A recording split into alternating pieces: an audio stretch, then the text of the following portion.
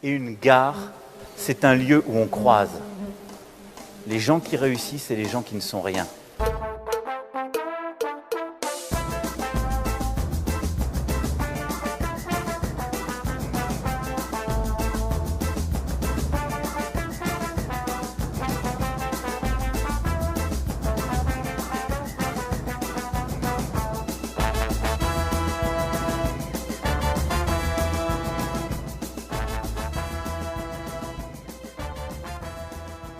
Bonjour à toutes et à tous et bienvenue dans La Ruche est à nous, le rendez-vous mensuel de la rédaction de La Ruche, média jeune et indépendant. Aujourd'hui au programme de votre émission, débat, chronique et divertissement. Avec moi en visioconférence, Simon Bouquerel. Salut Théo, salut tout le monde. Salut Simon, comment ça va? Ça va. Super. Maïane Charo. Bonjour à tous. Salut Maïane. Kylian Gary. En micro. Bonjour à tous. Le micro toujours. Yanis Boudjenan qui est avec nous. Salut tout le monde. Est-ce que Yanis, tu vas encore nous régaler d'un quiz aujourd'hui? Ah oui, et celui-là, je suis pas sûr que je le remporte, hein. La passe de 3 va être difficile. On va bien voir, on va bien voir. Roman Flog qui est à côté de moi du coup. Bonjour. Lise Morel est également présente. Salut. Comment ça va? Ça va très bien et vous? Eh ben c'est parfait, ça va très bien pour nous aussi. Et moi-même Théo Guiton qui vous servira d'animateur pour la 3e fois consécutive du coup. Nous enregistrons cette émission le mercredi 24 février 2021 et au moment où nous parlons, l'actualité est marquée par le succès du défi donné par Emmanuel Macron aux youtubeurs McFly et Carlito. Ces derniers devaient faire 10 millions de vues sur une vidéo qui avait pour thématique les gestes barrières. Ces 10 millions de vues ont été atteints le 23 février en fin de soirée, donc hier pour nous, permettant ainsi aux deux vidéastes de pouvoir faire un concours d'anecdotes avec le président de la République. L'annonce de ce défi a fait couler beaucoup d'encre et généré beaucoup de réactions. Tantôt on parle d'initiatives rapprochant les jeunes du pouvoir, tantôt on parle d'opérations de campagne politique. Donc la première partie de notre débat, ce sera votre avis sur cette affaire. Qu'est-ce qu'on peut en tirer? Qu'est-ce qu'on doit en tirer? Comment on doit analyser ça? Alors, qui veut prendre la parole? Eh bien, Simon, on t'écoute. Non, globalement, je trouve que c'est. Enfin, la vidéo, je l'ai vue un peu. Elle a popé un peu par. Parce que c'est normal, elle était un peu en tendance sur YouTube. Et toute la première partie où ils annoncent justement tout le délire du défi de Macron, tout ça, m'a mis assez mal à l'aise parce que clairement, direct, on s'est dit oh là là, dans quoi ils vont s'engouffrer, on voit très bien que c'est de la com, pourquoi ils font ça, quoi. Et donc je suis mitigé parce que d'un côté, c'est clair que c'est de la com, et même eux en ont conscience pardon. Et c'est ça qui me dérange, c'est que même si ils en ont conscience et que eux sont pas, je pense pas qu'ils aient vraiment d'envie de soutenir Macron, mais le fait qu'ils en aient conscience me dérange parce que ils vont quand même le faire. Et ça me pose problème. Après, je comprends que sur leur chaîne, ils aiment bien faire des trucs qui vont loin, très improbables, et donc forcément faire le concours d'anecdotes, qui est une de leurs séquences phares, avec le président. Oui, forcément, c'est aller loin et ça va bien avec ce qu'ils font. Mais le problème, c'est que je pense qu'ils disent qu'ils ont conscience que c'est de la com, mais je pense qu'ils en ont pas tant conscience que ça parce qu'ils vont quand même le faire. Et c'est ça qui montre, enfin c'est ça qui moi me pose aussi problème. Est-ce qu'il y a d'autres réactions par rapport à ça? Sinon, non, mais on peut relancer le débat en disant, déjà, est-ce que vous êtes public de ce genre de vidéo? Pas du tout. Pas du tout, Kylian? D'accord. Pas du tout. C'est Du vrai coup, que ça te passe un petit j'en peu à avais côté. parlé parce que tu le vois, mais c'est tout. Ok. Yanis, toi, peut-être qui est un peu plus renseigné sur la pop culture, etc. Qu'est-ce que toi t'en penses? Ouais, non, je regarde. Alors, je suis pas un aficionado, je suis pas assidûment toutes leurs vidéos, mais oui, je regarde. Et je suis d'accord avec ce qu'a dit Simon. Dans le délire de leur chaîne, même au tout début, ce qu'ils faisaient avec le Fat Show et leur grande évolution, oui, tout ce qui paraît sordide, ou ils aiment bien se lancer des défis improbables, et oui, réussir à aller à l'Élysée et faire un anecdote avec le président de la République, ça. Maintenant, il y a d'autres enjeux, il y a d'autres choses derrière ça, et on se doute que de la part du gouvernement, c'est une stratégie de communication, c'est une stratégie politique, et c'est ça qui est problématique. Lise, on t'écoute? Du coup, moi, je suis plutôt cliente de ce genre de vidéos. C'est vrai que je suis pas mal leur chaîne. et YouTube en général. Et du coup, moi, j'ai vu la vidéo premier degré, du coup, avant toute la polémique, tout ça. Donc, c'est vrai que dès que j'arrive sur la vidéo, j'étais un peu surprise comme tout le monde. Et je me suis dit que c'était assez mal placé, en fait, ce genre de... Cette proposition, elle m'a un peu dérangée. Et je me suis surtout demandé, en fait, pourquoi eux, en fait? Pourquoi le président a choisi ce duo-là plutôt que d'autres youtubeurs, par exemple? Et du coup, je me suis dit, peut-être que eux ont un peu cette image un peu de parents, je sais pas si c'est clair ou pas, un peu mature, un peu immature et mature à la fois. Du coup, je me disais que c'était peut-être un choix qui pouvait être intelligent de la part de Macron. Peut-être les jeunes peuvent s'identifier plus facilement à ce genre de personnage. Yanis. Oui, donc je suis d'accord. Je pense ils ont un certain âge qui permet peut-être d'avoir plus de recul. Et, en les choisissant eux, on va pas avoir affaire à la polémique qu'il y avait eu, vous savez, quand le gouvernement avait payé des jeunes influenceurs, certains étaient à peine majeurs et eux touchaient une communauté très très jeune, pour promouvoir le service militaire, enfin, qui essayait de remettre en place, vous savez, les 2 ou 3 semaines, et où certains Le influenceurs SNU, ouais. Le SNU, ouais, comme Sandy Jules, il me semble, j'espère que j'écorche pas son nom parce que j'avoue, je suis pas du tout client et je connais pas, qui lui, voilà, avait une communauté qui était très très jeune et mineure, et vendait ça comme une grande colonie de vacances. Enfin, que c'était, voilà, tout était très très bien, et ça, on voyait que c'était une stratégie de communication et politique. Donc peut-être que pour pas se renfermer là-dedans, ils se sont dit on va prendre des personnes voilà, qui sont plus calibrés, qui ont un certain âge, qui aussi touchent un très très large public, parce que c'est le vidéo de McFly et Carito, on va dire que c'est de 10 à 50 ans. C'est peut-être eux qui ont l'audience la plus large sur YouTube, et qui ont une très très grosse audience. Alors oui, c'est pas Squeezie, c'est pas Cyprien, mais on les voyait pas dedans. Donc eux, pourquoi pas. Et aussi, il y a aussi la passerelle quand ils avaient fait un live caritatif pour soutenir les hôpitaux de France, où Macron était justement déjà apparu et les avait félicités. Donc soit déjà à cette époque-là, ils y avaient déjà pensé à l'Élysée, alors c'est des génies, c'est machiavélique, mais ils y avaient déjà pensé. Soit ils se sont dit, on va pouvoir essayer de rattacher ça et de légitimer que ça paraîtrait moins étrange. Mais oui, en tout cas, c'est de la communication pure et dure, ça là-dessus, on peut pas le nier. Roman, tu voulais intervenir? Ouais, bah, en fait, moi, j'ai pas forcément l'impression ils ont beau avoir fait un énorme disclaimer en disant que le but d'accepter le défi, c'était pas de faire de la pub pour Macron et qu'ils voulaient absolument pas influencer les gens à voter pour Macron. Je pense qu'ils se rendent vraiment pas compte en fait que ils vont avoir forcément une influence sur les gens, parce qu'ils ont déjà fait des produits ils ont déjà fait des placements de produits pour les produits laitiers, quoi. Donc je sais pas s'ils ont forcément conscience en fait du fait que ça va forcément avoir un impact.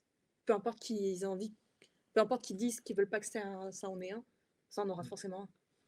Non, bien sûr. Moi, je rajouterais certaines choses en disant déjà que, effectivement, et je rejoins Yanis sur ce que tu as dit, c'est que la communication telle qu'elle a été faite politiquement, c'est du génie.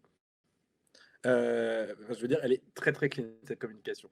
Moi, je pense que ce que McFly et Carito n'ont pas vu, et n'ont pas vu forcément venir, il y a eu le bon de leur communauté, c'est-à-dire leur communauté a été plutôt d'accord avec ça. C'est-à-dire que oui, pour le concept McFly et Carlito et pour tout l'univers qu'ils ont développé derrière, évidemment, le feat avec Macron, c'est évidemment une consécration, parce que ça va toujours dans le truc de on va plus loin, etc. La question qu'il y a, c'est ils ne se sont pas rendus compte qu'en touchant un personnage aussi public que le président de la République, il y a le côté où on touche à au-delà de sa communauté. Et, et je pense vraiment que la plupart des critiques viennent d'au-delà de la communauté. On a vu toutes les répercussions médiatiques là-dessus. Moi, jamais, il y a 15 jours, je me dirais, il y a eu une vidéo de McFly et Carlito en matinale de BFM ou en matinale de France Info. Et pourtant, c'était le cas. Et même hier, je reçois une notification de France Info. Vous savez, la fameuse notification France Info, où en général, c'est des trucs relativement importants qui se passent. Et je reçois la notification qui est McFly et Carlito, le duo de youtubeurs qui a répondu au défi de Macron. Et ça m'a fait tilter, en fait, en me rendant compte qu'il touche à un public qui est beaucoup plus large. Et c'est ça qui est dangereux, en fait. C'est surtout ça qui peut poser problème. Mais d'un point de vue communication politique, c'est génial, effectivement. Simon, je voulais intervenir. Ouais, par rapport à ce que disait Roman tout à l'heure, c'est vrai qu'elle parlait d'une sorte de disclaimer qu'ils avaient mis plutôt à la fin en disant que attention, ne tombez pas dans le. Enfin, pour lui, c'est de la com, ne tombez pas dans le oh là là, il est sympa, on vote pour lui. Et bon, déjà, je pense qu'ils ont eu raison de le faire. Mais malgré tout, quoi qu'il arrive, cette vidéo participera, entre guillemets, à coulifier, on va dire, l'image de Macron. Et c'est ce que Macron recherche. Macron, il va pas parler politique dans la vidéo, il va pas commencer à dire ma politique est géniale, parce que de toute façon, je pense que c'est pas ce que. Enfin, Macron et Carlito, je pense, diront stop, on va pas sur ce terrain-là. Parce que je pense quand même qu'ils sont assez intelligents à ce niveau-là. Le problème, c'est que comme, eux, ils sont tellement dans leur délire de vouloir vouloir aller à fond, que tu parlais tout à l'heure du placement de produits pour les produits laitiers. Voilà, c'était une occasion pour eux de pouvoir faire un clip. Le clip était plutôt sympa, mais c'est vrai que derrière, il y a un placement de produit pour un lobby qui est quand même assez dégueulasse. Là, la vidéo sera sûrement très sympa parce que, bon, après, ça dépend de la sensibilité de chacun. Mais moi, le concept des anecdotes me plaît plutôt, mais derrière, il y a un truc dégueulasse. Et le problème, c'est ça, c'est qu'ils sont tellement aveuglés par leur envie de faire du sensationnel par l'absurdité que ils s'auto-rassurent en se disant ouais, mais on sait, donc c'est pas grave. Mais sauf que le placement de produit ou la com politique, elle est quand même là. Et je pense que ouais, ils font comme s'ils ont conscience. Je pense pas qu'il y ait derrière-pensée de leur part de dire ah, on va tromper les gens, tu vois. Parce que je pense que même eux se font tromper en soi. Parce qu'ils sont utilisés. Et même s'ils disent on en a conscience, le fait de le faire, c'est qu'ils n'en ont pas totalement conscience non plus. Ils en ont conscience un petit peu, mais ils n'en ont pas totalement conscience. Parce qu'ils ont tellement envie de faire leur truc, mais en même temps, on peut les comprendre aussi. Leur job, c'est de faire les cons. Et là, on leur propose de faire les cons, enfin de faire une connerie qui n'a jamais été faite. Donc forcément, ils ont envie, ils sautent dessus. Et même si, c'est comme si on te proposait de faire un truc pas très éthique, mais qu'on te proposait énormément d'argent, t'hésiterais peut-être un peu. Alors, pas tout le monde, hein, mais tu peux avoir ce moment de réflexion où, tu vois, donc. J'ai du mal en fait à la fois je les blâme et en même temps j'ai du mal à les blâmer complètement parce que je peux comprendre pourquoi ils ont accepté, même si je suis complètement en désaccord avec le fait qu'ils aient accepté. Kylian, tu voulais intervenir? Oui, mais du coup, contrairement à Simon, je suis plutôt d'accord avec le fait qu'ils interviennent, parce que je trouve que ça s'inscrit plutôt quelque chose de désintéressé par rapport à tout ce qui a été énoncé précédemment, là, avec le gouvernement qui essaie à chaque fois de trouver un nouveau public, qui essaie d'élargir un petit peu sa communauté.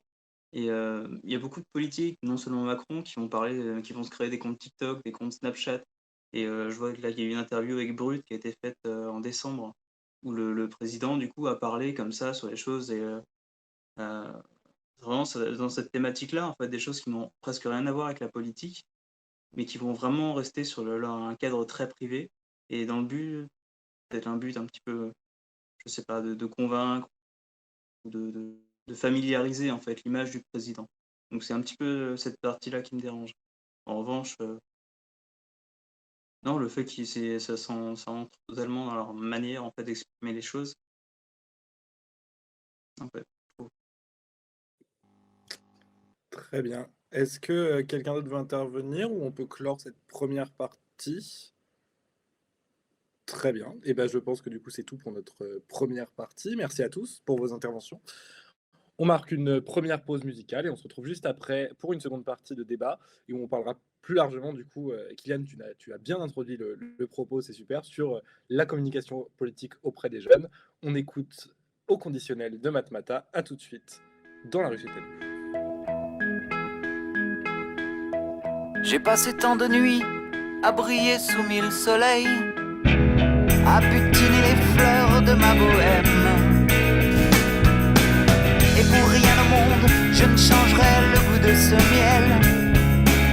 Mais voilà, vous me posez un sérieux problème.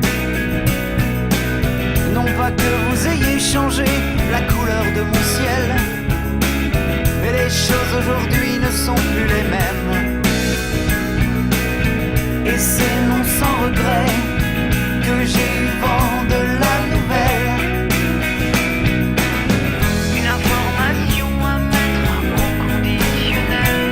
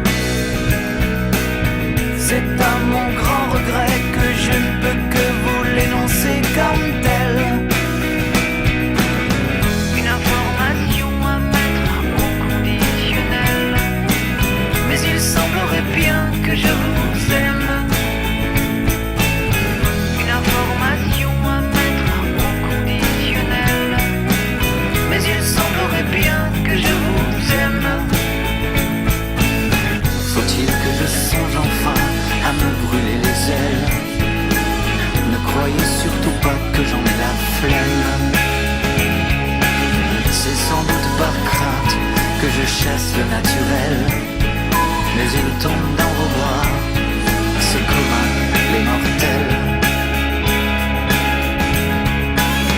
Bientôt je serai prêt, je serai l'homme le plus formel. Une information à mettre au conditionnel, mais il semblerait bien que je vous aime. Une information à mettre au conditionnel, mais il semblerait bien que je vous aime. Une information à mettre au conditionnel, mais il semblerait bien que je vous aime. Une information à mettre au conditionnel, mais il semblerait bien que je vous aime. Une information à mettre au conditionnel. C'était Matmata, vous êtes dans La Ruche est à nous. C'est l'émission de février, notre 4e émission. Nous marquons, après un débat sur le défi de McFly et Carlito, sur un débat plus concentré sur la communication politique envers les jeunes.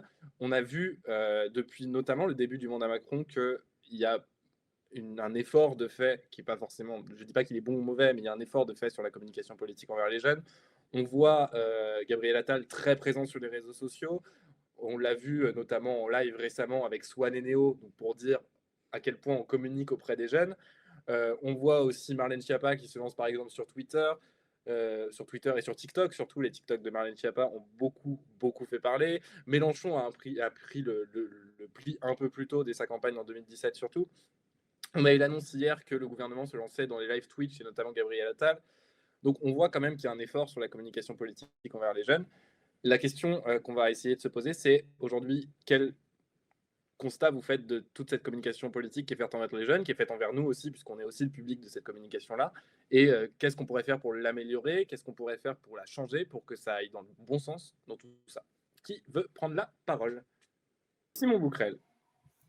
Ouais, bah, globalement, le constat, tu parlais d'effort. En fait, c'est un effort pour, dans le domaine de la communication. C'est-à-dire que oui, c'est de la bonne com pour eux. Après, moi, je pense que c'est un effort dont on se serait bien passé. Pour la simple raison que c'est bien que les politiques puissent toucher les jeunes. Globalement, c'est important parce qu'on sait qu'il y a une forte abstention chez les jeunes. Après, quand je dis abstention, je parle vraiment d'abstention parce que les jeunes ne s'intéressent pas à la politique, hein. Il y a des gens qui s'intéressent vraiment et qui ne votent pas. Ça, c'est une autre abstention, mais c'est autre chose. Je parle vraiment de l'abstention désintéressée. Bref.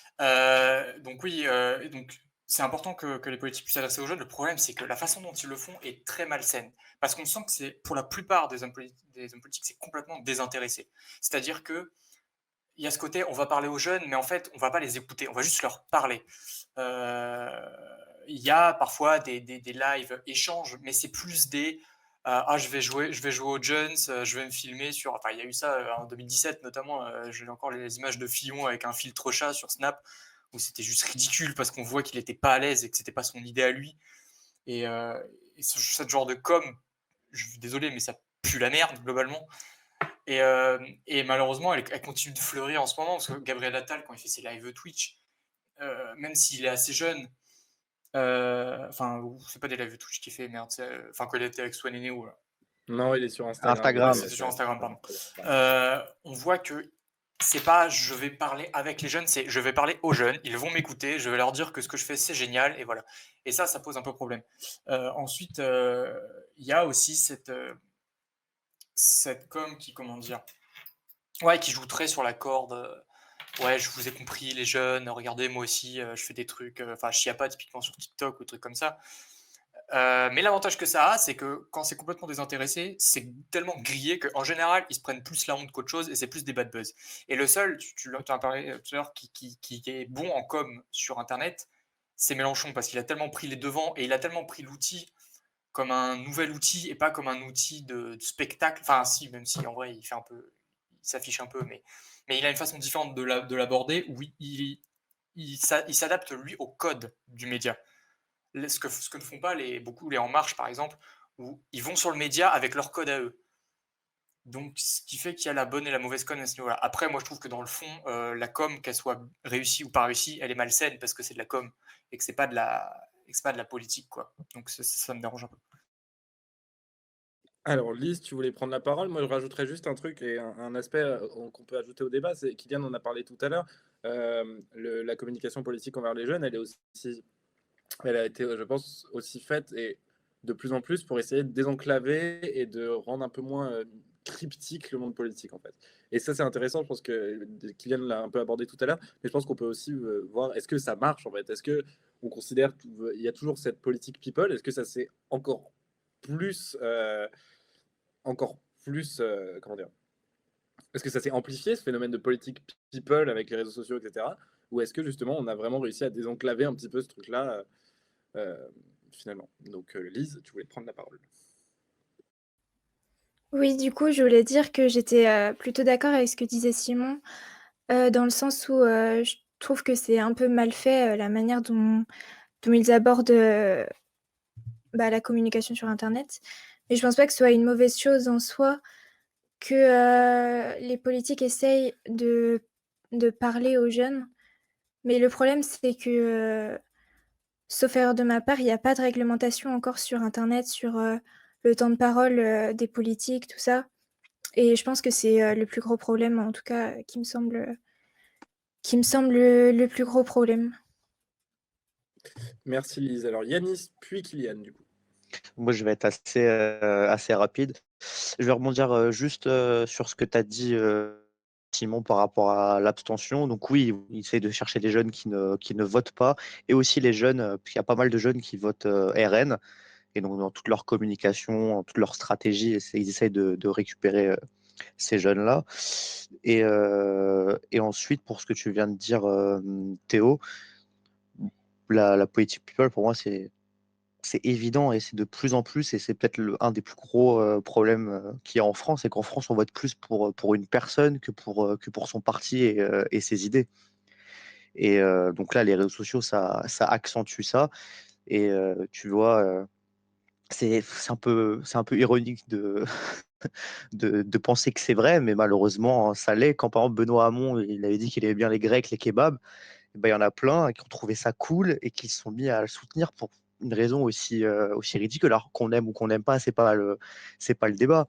Ou il y en a, on va dire, oh tiens, ce candidat, il est présent sur les réseaux, il répond, il est cool, oh, il a des petites références, pop culture, ce que tu veux, Internet, oh, il va être sympa, on va se mettre vers lui. Ou oh, il montre qu'il est accessible, qu'il communique avec les jeunes.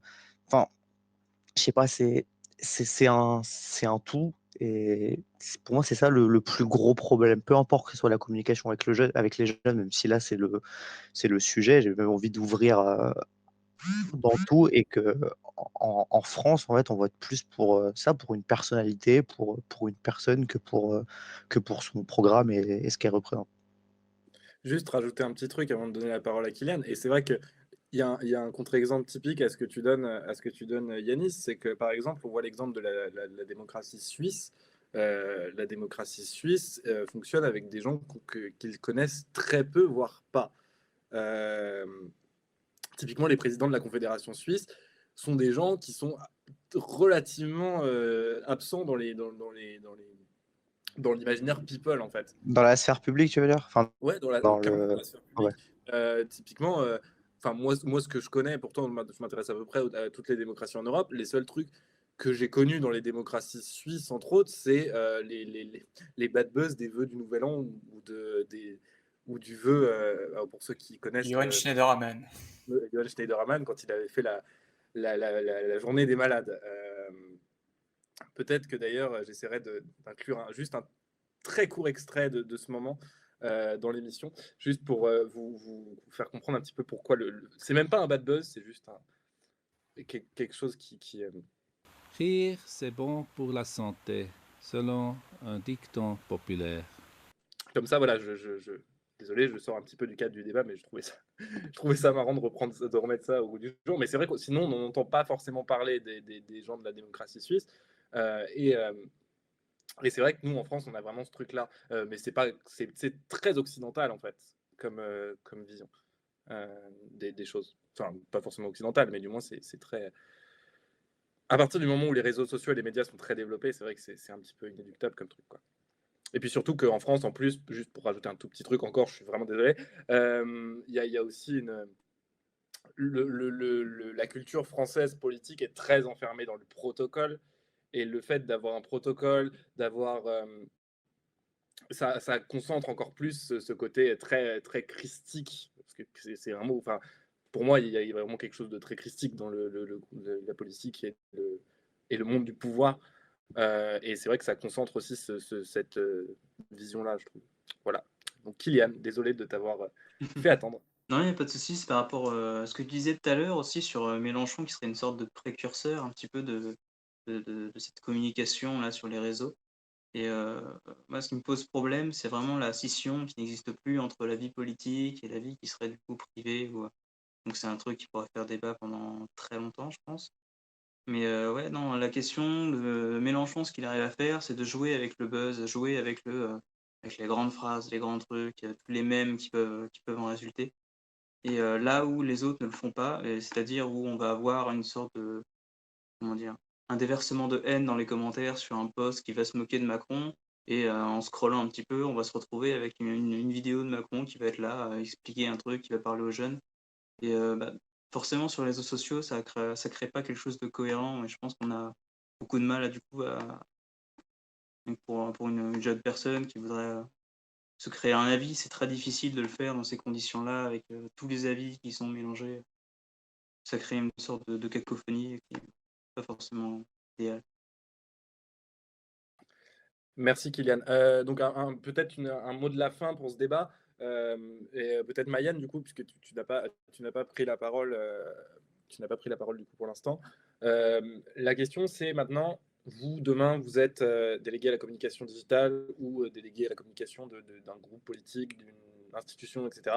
Comment vous communiquez auprès des jeunes et comment vous voyez cette forme de communication-là et comment on fait, et c'est ça la vraie question aujourd'hui, pour faire une communication. Alors déjà, on part du principe qu'une communication, c'est forcément pas objectif, mais comment on fait pour faire une communication qui fait réfléchir les jeunes et qui arrive à aussi les faire s'exprimer, parce que c'est toujours une grande difficulté dans nos démocraties, c'est comment on fait s'exprimer les jeunes qui sont par définition pas forcément intéressés par ce milieu-là. Voilà. Maïane, est-ce que tu veux prendre la parole? Déjà, est-ce qu'on te capte, Maïane? Oui, c'est bon. Ouais, super. Et ben, Maïane, on t'écoute et après Kylian. Et après, si vous avez les autres, si vous avez un mot de la fin, n'hésitez pas à me le signaler. Oui, Donc bah ce oui, sera. c'est vrai que c'est difficile et je trouve ça assez paradoxal parce que c'est dur des jeunes qui sont pas forcément intéressés par la politique, qui n'en entendent pas parler. On se dit, bah tiens, on va aller essayer de faire de la communication sur les réseaux sociaux.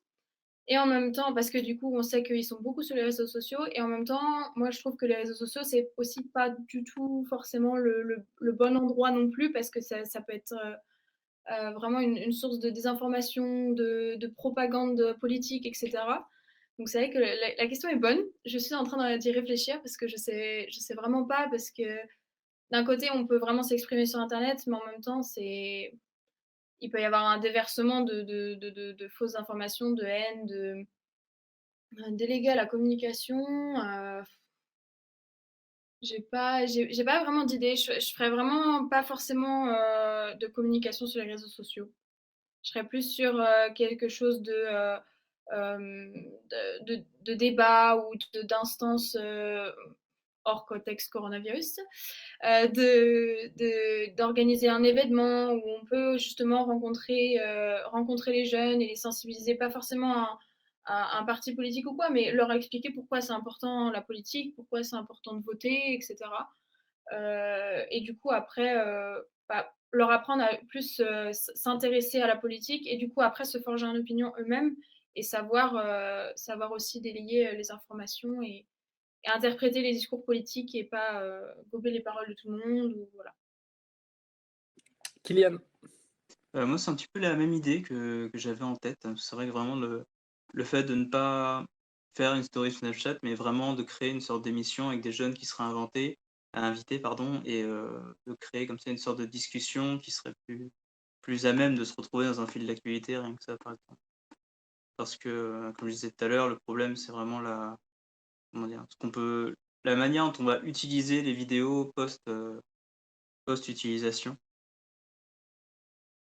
Et ouais, le fait simplement d'avoir le président qui reste en costume, mais qui est avec des jeunes, qui va essayer de communiquer comme ça.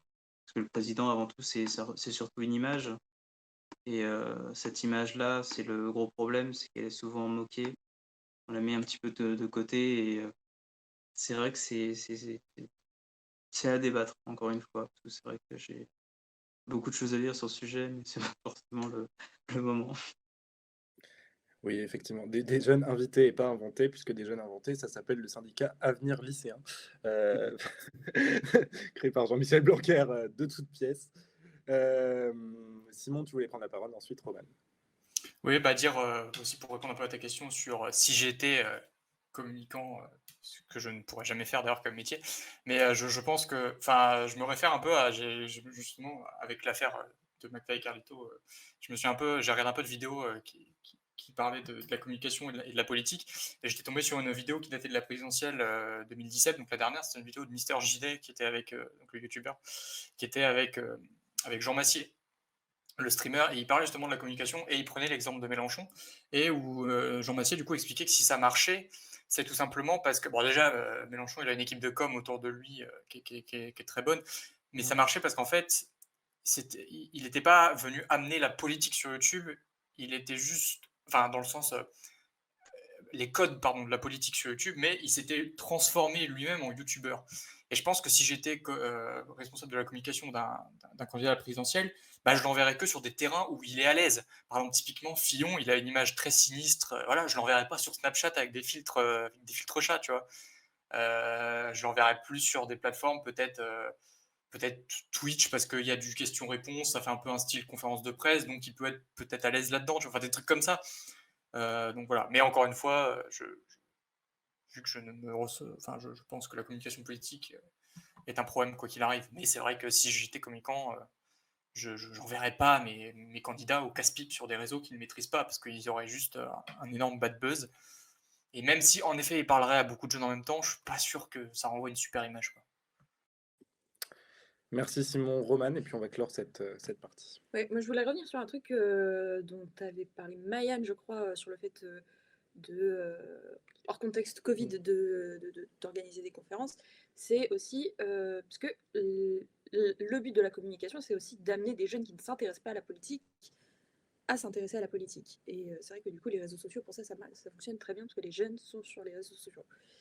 Mais comment est-ce qu'on emmène des jeunes qui ne s'intéressent pas à la politique à se rendre à des conférences, même si elles sont tournées autour des questions de la jeunesse? Parce que moi, je repense au grand débat qui avait été organisé avec les Gilets jaunes par Macron pendant la crise, qui avait fonctionné parce que les Gilets jaunes avaient envie d'en discuter. Comment on emmène des jeunes qui ne s'intéressent pas à la politique à aller à des conférences politiques, même si ça les concerne? C'est une vraie question, Kylian, du coup, pour le mot de la fin de ce Ouais, du coup, débat. c'était juste quelque chose de très rapide, simplement sur la question de ouais, la place justement d'un meeting politique, en fait, sur ce genre de choses. Puisque, remettre tout ça en ordre, c'est compliqué. Parler, en fait, le fait de faire de la politique et de parler comme ça, c'est avant tout prôner son idée et essayer de convaincre, de se faire sa petite com autour de soi et essayer de grappiller un maximum de voix. Enfin, je vois ça un petit peu comme ça. Et c'est vrai que c'est un bon moyen, mais c'est pas un moyen qui est idéal, en fait. Idéal dans le sens où c'est pas ce qui serait judicieux de faire pour convaincre quelqu'un. Parce que essayer de convaincre une personne qui a déjà son opinion, entre guillemets, une opinion générale qui serait que la présidence c'est n'importe quoi, faut arrêter ce délire, faut tout changer, ce qui est absolument effarant, mais c'est quand même un petit peu ce qu'on trouve partout, avec des menaces de mort qui enfin c'est vraiment, il y en a énormément. Et donc ouais, cette question vraiment de la place, en fait, de qu'est-ce que ça fait là et comment le mettre.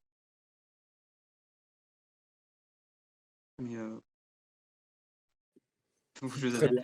c'est pareil, Non, c'est très bien. par rapport à ce que disait Ali, c'était génial. Très bien, très bien. Eh ben, merci Kylian. Merci à tous pour ce débat. On va marquer du coup une deuxième pause musicale. Ensuite, on se retrouvera pour des chroniques. Et donc, on écoute tout de suite Paradis de Orelsan et on se retrouve tout de suite dans La Rue chez nous.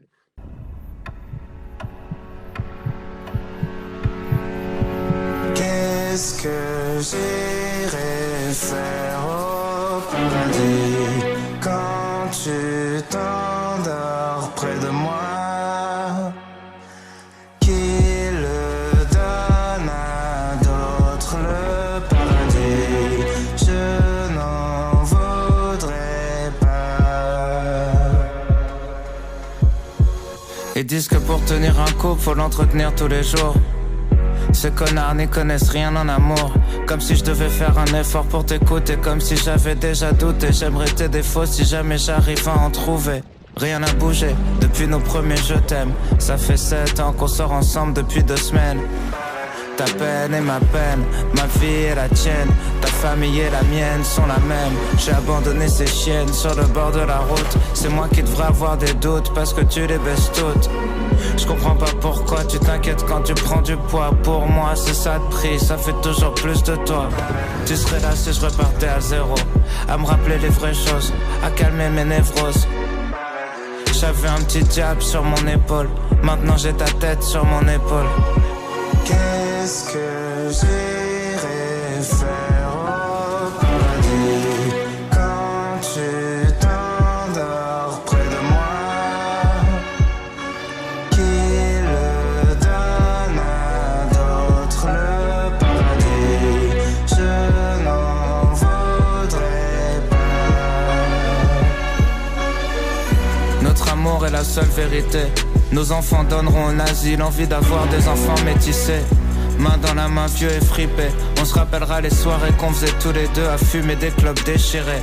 À danser au milieu du salon, tu t'as fait dans 2 heures. Les yeux imbibés d'alcool, déguisés en chopper. Quand tu te marrais à mes blagues les plus nulles. Quand on se donnait des surnoms ridicules.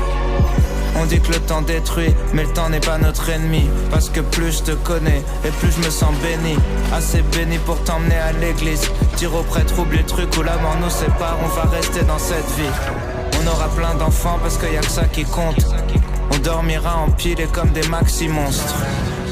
Je vais enfin pouvoir me poser la réponse à toutes mes questions s'endort à mes côtés. Qu'est-ce que j'irai faire au paradis quand tu t'endors près de moi? Qui le donne à d'autres le paradis? Je n'en voudrais pas.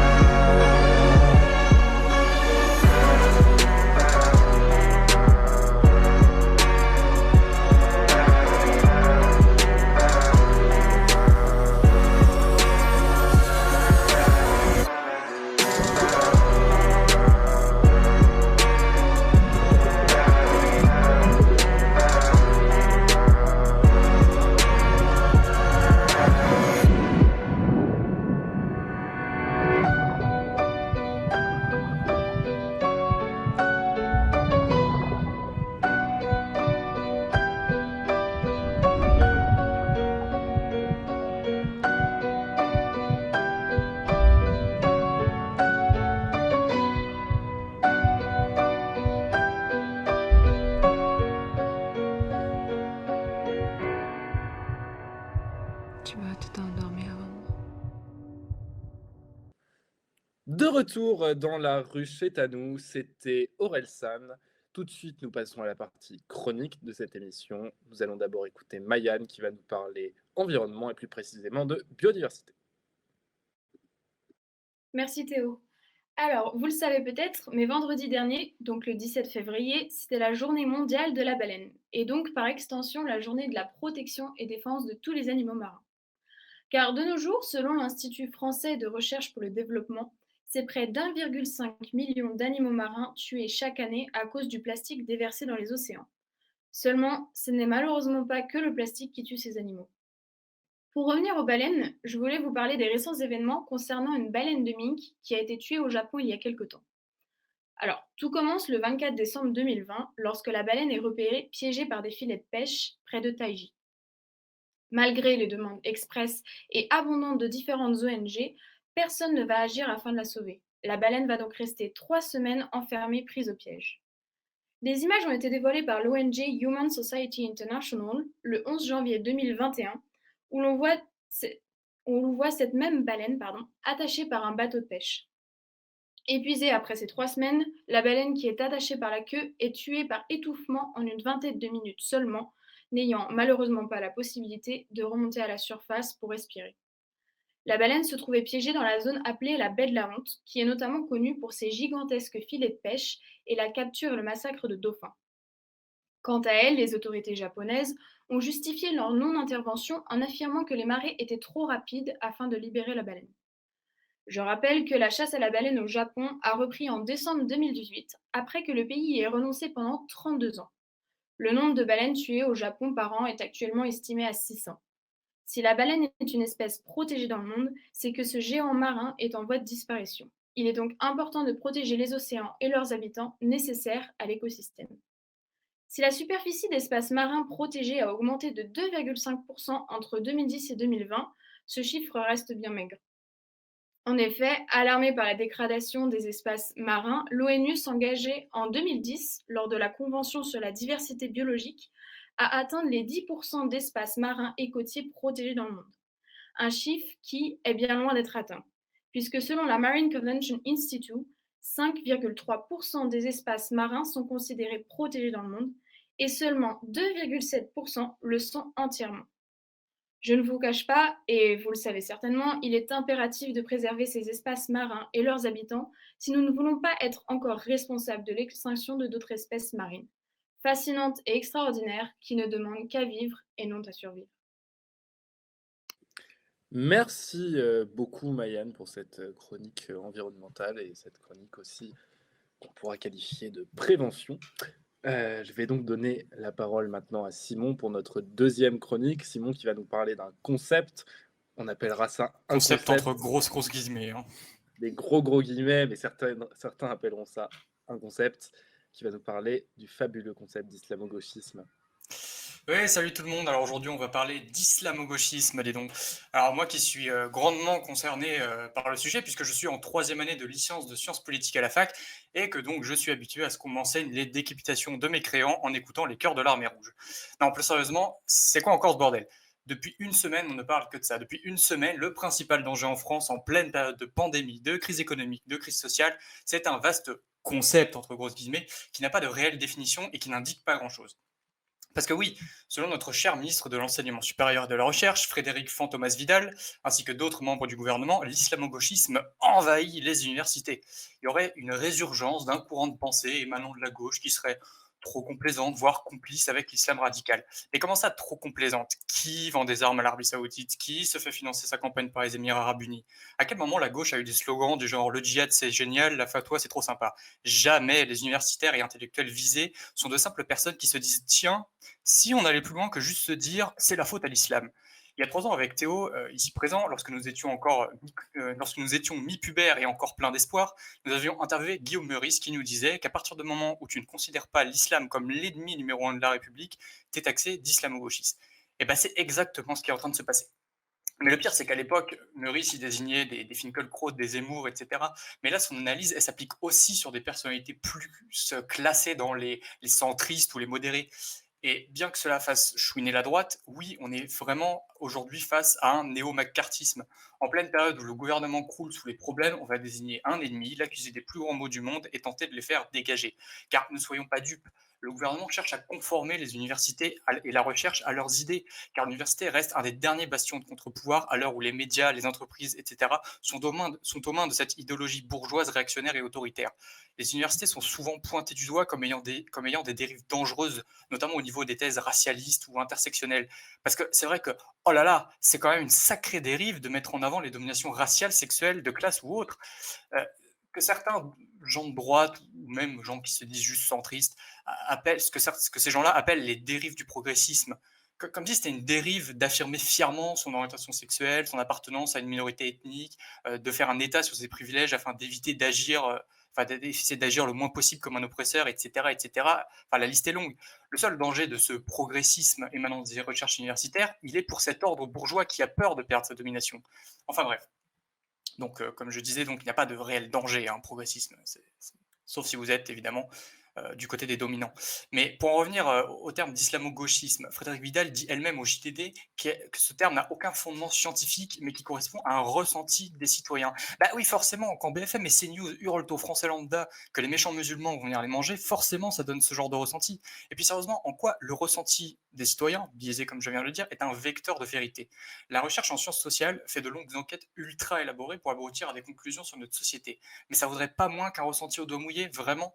Vidal et toute la Macronie, ainsi que l'extrême droite, deux camps qu'on arrive d'ailleurs de moins en moins à dissocier, méprisent littéralement le monde de la recherche. Tout ça parce que les conclusions des sociologues ou autres politologues ne plaisent pas à ces derniers. On fait passer les chercheurs, surtout quand c'est des chercheurs en sociologie, pour de dangereux idéologues gauchistes qui menaceraient la République. Mais dans la situation actuelle, qui est le plus idéologue? Le chercheur qui mène une enquête de terrain en se fiant à de nombreuses méthodes élaborées pour rendre compte de l'état de notre société? Ou le réac qui juge au doigt mouillé sans fondement que le danger vient de la gauche et de l'islam?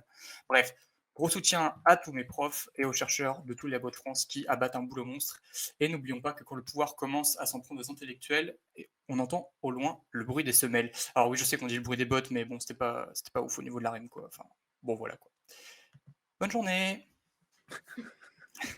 Merci Simon pour cette chronique. Je rajouterai sûrement au montage vidéo un mème que j'ai vu passer, mais du coup, pour les besoins du podcast, le décrire. On voit une photo de Karl Marx avec une citation, ou avec, je pense que vous l'avez vu, avec cette citation où il met la religion est l'opium du peuple, sauf l'islam. L'islam, c'est génial. La belle définition de l'islamo-gauchisme selon certains. On marque une dernière pause musicale avant de passer au quiz de Yanis. Et de toute façon, vous savez quoi? Vu que j'en ai marre de faire l'animation, je vais laisser directement Yanis reprendre après la pause. Comme ça, ce sera Yanis directement qui introduira la troisième partie. Et donc, on s'écoute Itinéraire d'une larme de Marie Plassard. À tout de suite dans La Rue chez Tanou.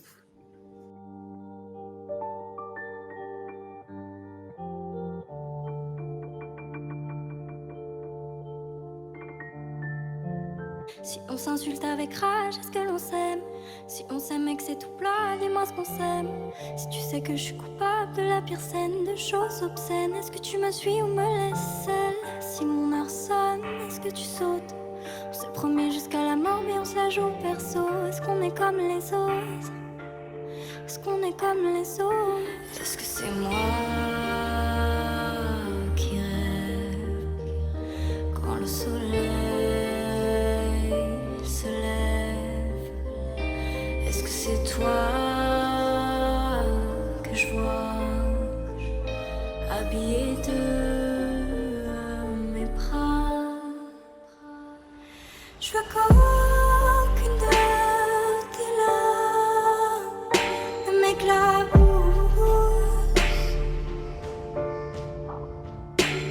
Je veux pas de retour de flamme. Je veux personne brûle. Je veux qu'aucune de mes larmes ne t'éclabousse.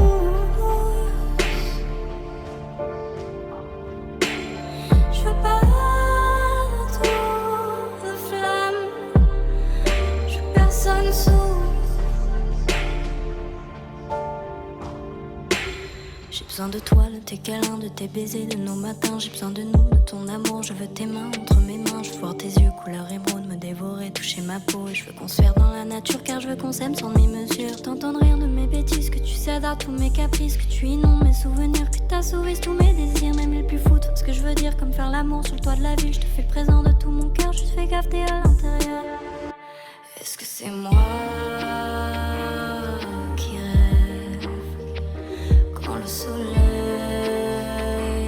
se lève? Est-ce que c'est toi que je vois habillé de mes bras?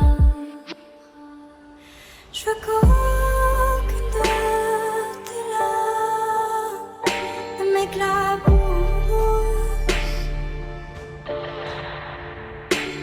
Je veux pas de retour de flamme. Je veux personne brûle. Je veux qu'on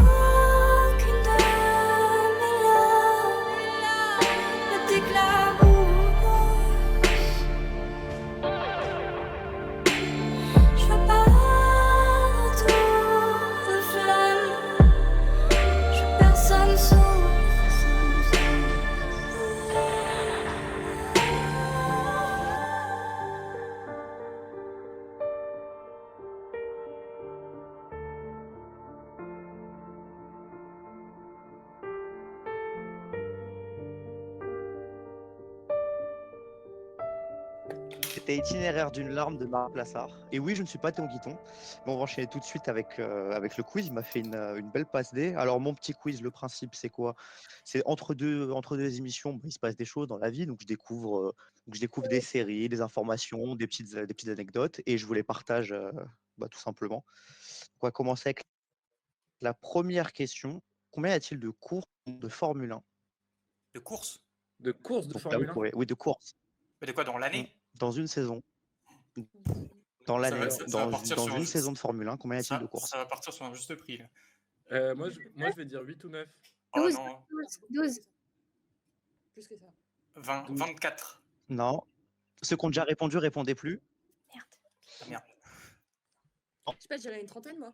Ah, Oh. On t'a demandé un chiffre, Roman. Bah 30.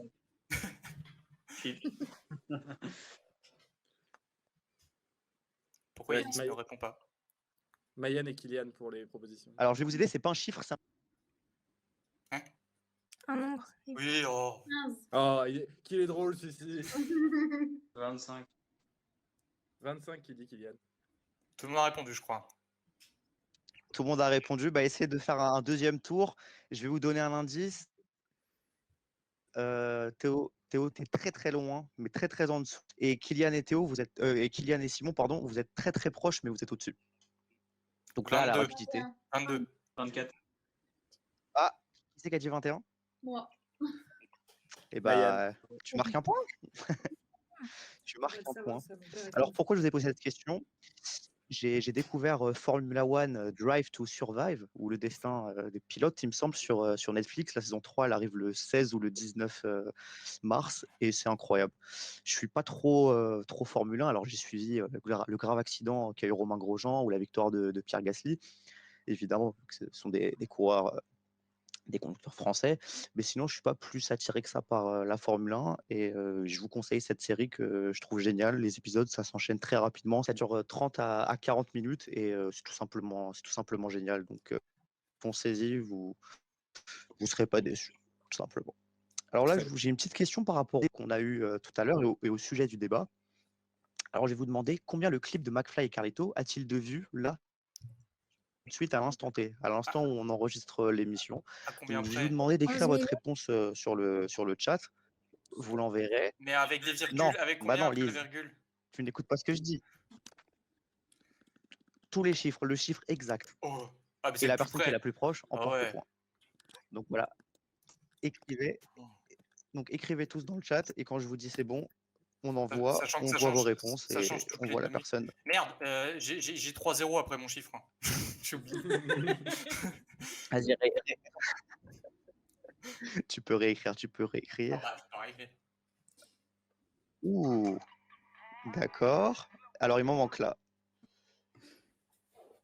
Il en manque Il me partout. il manque la réponse de Kylian. Kylian. Il me manque la réponse de Kylian. Je cherche. Allez, disqualification. Roman, tu peux nous donner ta réponse? Bah, c'est la même que celle de. C'est moi qui l'ai donnée à Théo, en fait. C'est vrai. Donc, Ah mais ça marche pas, vous marchez pas. Bon, c'est Bon, pas moi, grave. j'étais à 12 Bon, 135 028. Ok, alors comme au juste prix, si on dépasse, bon. Et donc le point, il va revenir à Simon. Simon, tu peux nous dire ton chiffre, s'il te plaît? 11 Enfin, ton nombre, plutôt. 537 000. Oh, j'ai le seum. Je sais pas pourquoi, mais ça sonnait T'es bien. pas loin. 10, t'as dépassé de 160 000 à peu près. Parce que là, à l'heure actuelle, 126 935 vues. Donc tu n'étais pas loin. J'ai des patates ce matin, je me suis dit. Mm. Ils sont probablement 12 000. Voilà, je pense que tous les Français ont vu la vidéo. Non, pas du tout, vu qu'on est quasiment 70 millions. Non, ça aurait fait plus. Mais on n'est pas loin. Sans compter les Et bah, conseillers sur en deux com de questions sur Macron qui ont dû la regarder 14 fois chacune pour que ça fasse le chiffre. Tu penses qu'ils cliquent en boucle? Non, Tu penses je qu'ils ont pense embauché des. Moi, je pense qu'ils ont. Ça- Moi, je pense vraiment qu'ils ont embauché des bots parce qu'il y a des commentaires, c'est tous les mêmes, ils sont très Ah bizarres. oui, il y a eu des Et il y en a suspicions. vraiment, Ouais. ils sont tous pareils. Donc, franchement, je serais pas étonnée. Ah, ça, c'est possible. C'est possible. Alors là, on va arriver à la moitié du quiz. Et pour l'instant, le double vainqueur en titre n'a marqué aucun point. Que se passe-t-il? Il est dans un mauvais jour? Il est troublé par la présence à ses côtés? Qu'est-ce qui se Écoute, je pense qu'il est tard. Voilà. Non, C'est vrai écoute, qu'il est- écoute, je pense que j'ai déjà beaucoup donné pour ce quiz. Je pense qu'il est temps maintenant de passer la coupe à quelqu'un. Oui, ça se C'est donne toi. uniquement par pure humilité que je fais ça. Je comprends, Voilà. ouais, c'est ce qu'ils disent tous. Cette question, c'est un hommage à un chargé de TD que j'ai depuis ce semestre, tout simplement. Donc là, je vous demande, qu'est-ce qu'un pogonophile? C'est quelqu'un qui aime faire des pogos. Pogonophile. Non, du coup, c'est quelqu'un qui n'aime pas parce Faites qu'il des y a propositions nos comme ça, et pogos à sinon, l'intérieur. posez-moi des questions. C'est quelqu'un qui. Bah, est-ce que ça ressent? Est-ce qu'il y a un lien quand même plus ou moins direct avec ça? Ça parle de Non, barbe. est-ce que c'est un rapport avec la musique? Ah, attends, qu'est-ce que tu dis, Kylian? Attends, parle de qu'est-ce que tu dis, barbe. Kylian? De barbe? Oui, bah t'es très très proche, Kylian. Donc qu'est-ce Non, qu'un mais pogonophile? c'est dans le nom, mais c'est tout ce que je peux dire après. Bah, pogonophile. Qui a peur des barbes. Qui a peur? Non, Qui a peur aime des bien la barbes. barbe. Qui aime bien la barbe. C'est les pogonos, mais c'est pour ça que c'est bizarre. Je connais pogono, c'est tout. Bah, pogonophile, c'est quelqu'un qui aime les barbes. C'est quelqu'un qui aime, voilà, pour arborer une belle barbe, en prendre Ouais, qui soin. aime en avoir ou qui aime juste. Bah, en fait, c'est les deux. Et c'est D'accord. vraiment C'est aimer le les fait barbes. d'avoir- c'est le fait d'avoir un truc bien C'est ça, c'est qu'elle soit assez conséquente et d'en prendre soin. C'est Ah oui. bien taillé, vraiment bien. assez- ouais, exactement. C'est pas juste j'aime bien arborer. C'est le D'accord. culte de la barbe, peut-être. Non, c'est un peu ça. C'est une personne qui aime la barbe, qui la cultive et l'honore, Carrément. pour être précis. Donc je sais pas si là je le donne à Kylian le point, comme il a vraiment aidé. ou- Ah, tu peux lui donner. Tu peux lui donner, tu peux lui donner. Ça fera une course finale. Je peux plus lui serrée donner. encore. Ça me fera un. Très bien. Donc avant-dernière question. Hier, Pékin Express est revenu sur M6 avec une saison qui se déroule en Afrique, ou du moins qui commence en Afrique. Elle a été tournée en mars de l'année dernière avec avec la crise sanitaire. On ne sait pas, mais il est fort probable que la course ait changé d'itinéraire et ne se passe plus en Afrique, selon les échos qu'on a eus. Mais je voudrais tout simplement savoir, c'est de quelle saison il s'agit. Le numéro? Ouais, le nombre. Enfin, oui, le numéro. Moi, je pense que c'est la 25e, un truc comme ça. Allez, bonne soirée. Pas du tout. 17e. Combien? 17.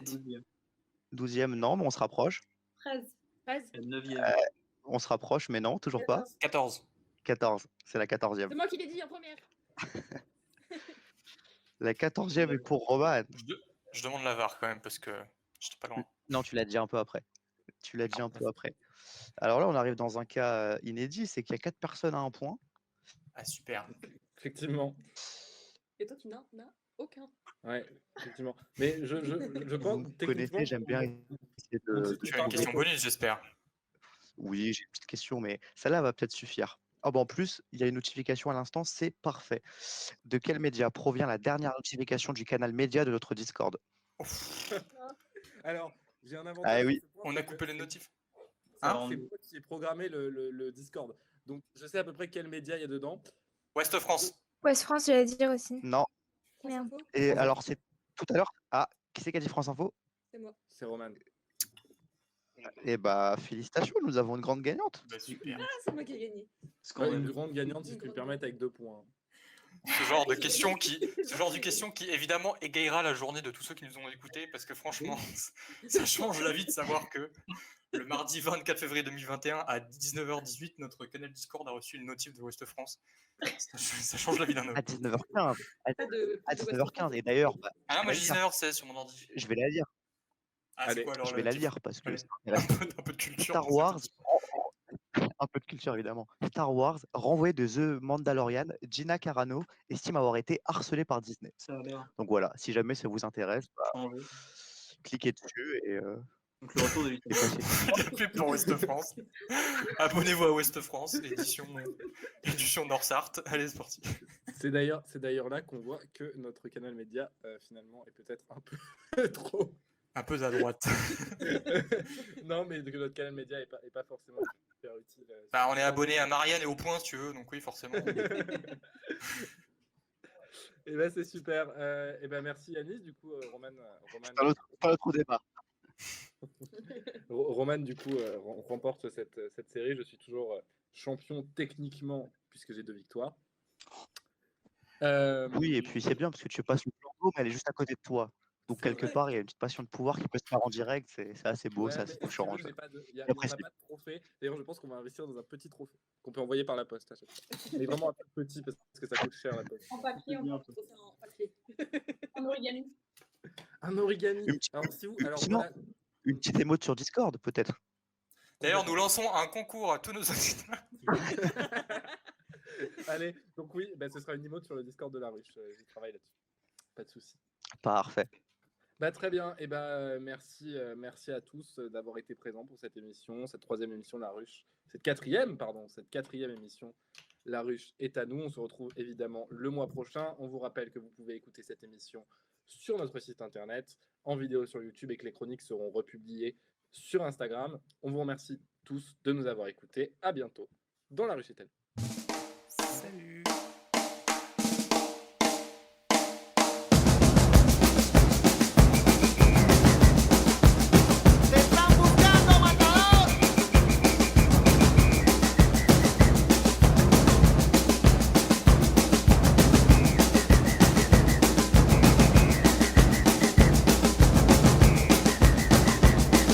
Me dicen el matador, nací en Barracas.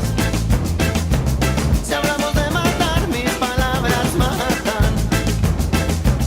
No hace mucho tiempo que cayó el león Santillán, y ahora sé que en cualquier momento me la van a dar.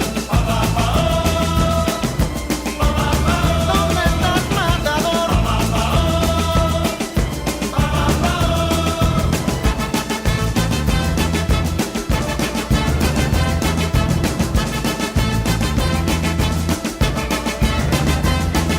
Me dicen el matador, me están buscando. En una fría pensión los estoy esperando. Agazapado en lo más oscuro de mi habitación, fusil en mano, espero mi final.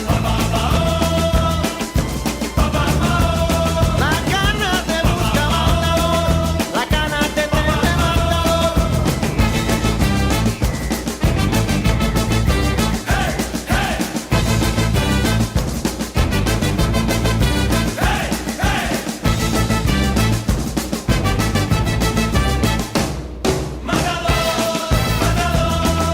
¿Dónde estás, matador?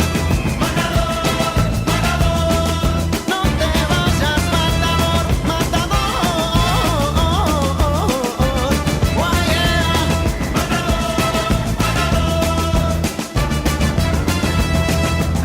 Viento de libertad, sangre combativa. En los bolsillos del pueblo la vieja herida. De pronto el día se me hace de noche, murmullos, corridas y el golpe en la puerta. Llegó la fuerza policial. Mira, hermano, en que terminaste por pelear por un mundo mejor.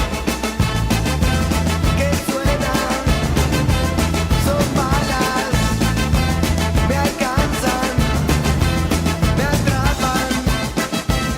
Resiste, Víctor Jara, no calla. Matador, te están buscando. Matador, te están matando. Matador,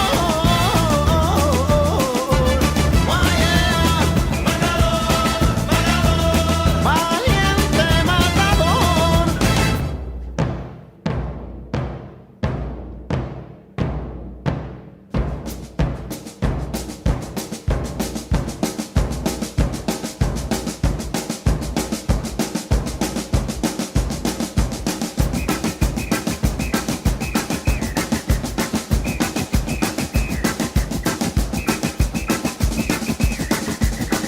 Me dicen el matador de los 100 barrios.